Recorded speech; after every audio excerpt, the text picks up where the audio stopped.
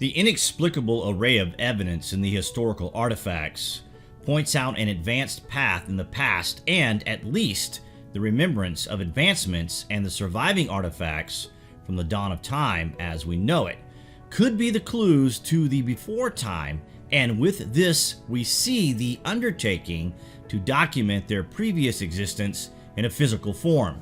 When the last cataclysm occurred, it destroyed everything, the lot.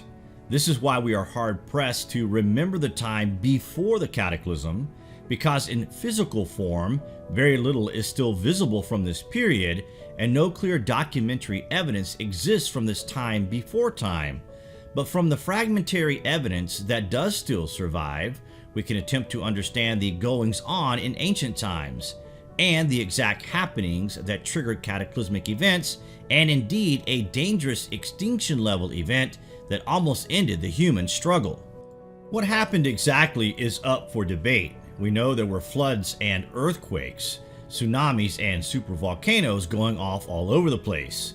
We know there was a comet impact, but did the comet impact trigger the other events in a domino toppling type effect? Was it a comet, or could this initial impact have been something else? In the Masula Purva, we find this singular description, which must have been incomprehensible to 19th century ethnologists, though not to us today, which reads, "It was an unknown weapon, an iron thunderbolt, a gigantic messenger of death, which reduced to ashes the entire race of the Vershnis and the Adhakas. The corpses were so burned as to be unrecognizable. Their hair and nails fell out. Pottery broke without any apparent cause, and the birds turned white. After a few hours, all foodstuffs were infected. The thunderbolt was reduced to a fine dust." And again, Kukra, flying on board a high-powered Vimana, hurled onto the triple city a single projectile charged with all the power of the universe. An incandescent column of smoke and flame as bright as 10,000 suns rose in all its splendor. When the Vimana returned to Earth, it looked like a splendid block of antinomy resting on the ground. Could a weapon really have existed in ancient times that was capable of such destruction? Could we be mistaking these accounts of this weapon in modern times? And could it have inadvertently triggered otherworld events during these epic times? Such a weapon is known to the Hindus, the description of the Brahmastra as being a singular weapon charged with all the power of the universe was known to the ancient Indian cultures, and indeed, these epics could be accurate historical data based on survivor accounts of these events. Other accounts of a weapon which has such power is also found in the accounts of Buddha.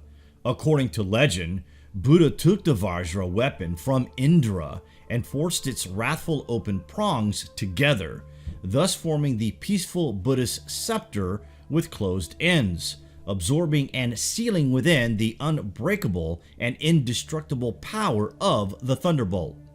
The Vajra is the quintessential symbol of Vajrayana Buddhism, which derives its name from the Vajra itself. This is the supreme path of Buddhism, the thunderbolt or diamond wisdom, seen both open and closed to represent the weapon having been used and being ready for use. The Dorje represents the highest spiritual power, that which is irresistible, invincible, indestructible, and inexhaustible, free from conflicting emotions. The term Vajra is a Sanskrit word that is usually defined as diamond or thunderbolt. It also defines a kind of battle club that achieved its name through its reputation for hardness and invincibility. According to Ancient Origins Online, it first appears in ancient India, where it was the primary weapon of the Vedic sky god Indra, the king of the Devas. According to the Hindu Puranas, the evil Asuras, Namuchi and Viritra, removed all of the light and moisture from the earth and made the land inhospitable to living beings. Indra battled the demon gods unsuccessfully, and as a last resort, called upon the supreme god Vishnu for help. Vishnu informed him that only a weapon that was neither solid nor liquid could kill Namuchi and Varitra. Vishnu had the divine carpenter Tavashta fashion Indra a marvelous weapon he could use to vanquish the dreadful Asuras. The new weapons, the Vajra, emitted thunderbolts. With it, Indra annihilated Namuchi and Varitra and returned the much-needed light and moisture back to the earth. In the Rig Veda, it reads, "Now I describe the glorious deeds of Indra, who holds Vajra. He killed the serpent and made waters flow. He broke the hearts of mountains. He killed the serpent, which was taking refuge in mountain. Tishvashta made the Vajra for him, like the cows making sounds. Flowing waters reached the sea. Mighty Indra chose Soma and drank from 3 containers. Generous Indra held Vajra in his hand and killed firstborn among the serpents." As a hurled weapon, the indestructible thunderbolt blazed like a meteoric fireball across the heavens in a maelstrom of thunder, fire, and lightning. Maybe such a weapon from an advanced society, when described after the collapse of that society, could be mistaken for a comet strike. Maybe. Daiichi is a central character in Hinduism. Daiichi is primarily known for sacrificing his life so the Devas, or benevolent celestial beings, could make the weapon called Vajra from his bones. After being driven out from Savarga, or heaven, by the serpent king Varitra, the Devas needed a powerful weapon to aid their fight.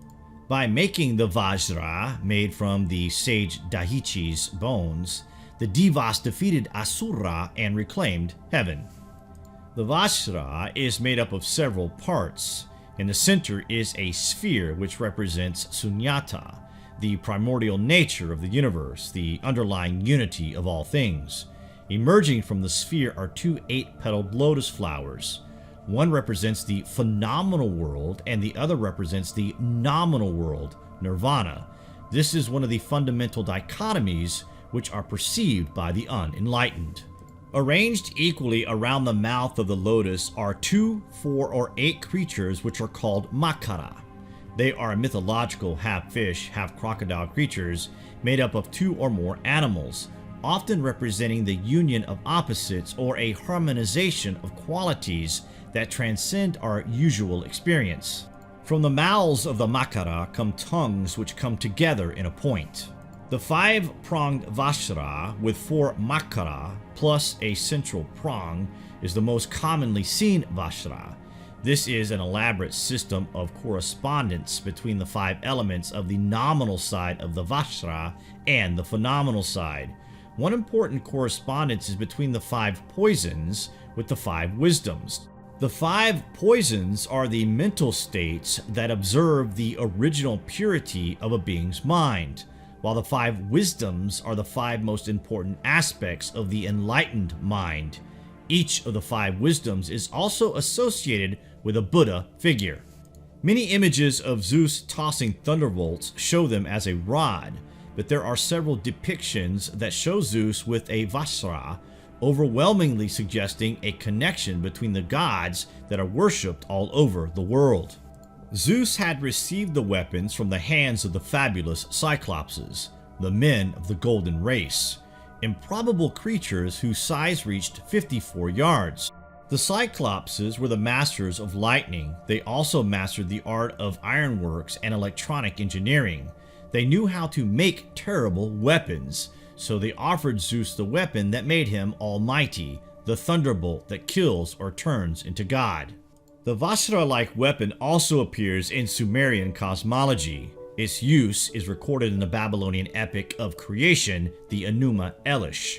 A battle between the sky god Marduk and serpent Tiamat is detailed on the 4th tablet of this ancient document.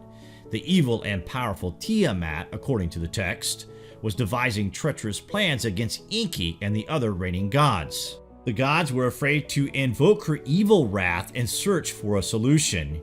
Enki attempted to confront Tiamat, but instead of fighting, backed down. Marduk, his son, stepped forward and volunteered to fight the enraged serpent on one condition. If he were successful, he would have dominion over the entire universe. The gods agreed and provided Marduk with mighty weapons, in particular, the almighty thunderbolt weapon. Scholars contend that there is no relationship between India, Greek, Australian, and Norse mythology, nor the cosmology of the Americas. They believe that each civilization conceived of their gods independently and that a deeper, older, universal tradition does not exist.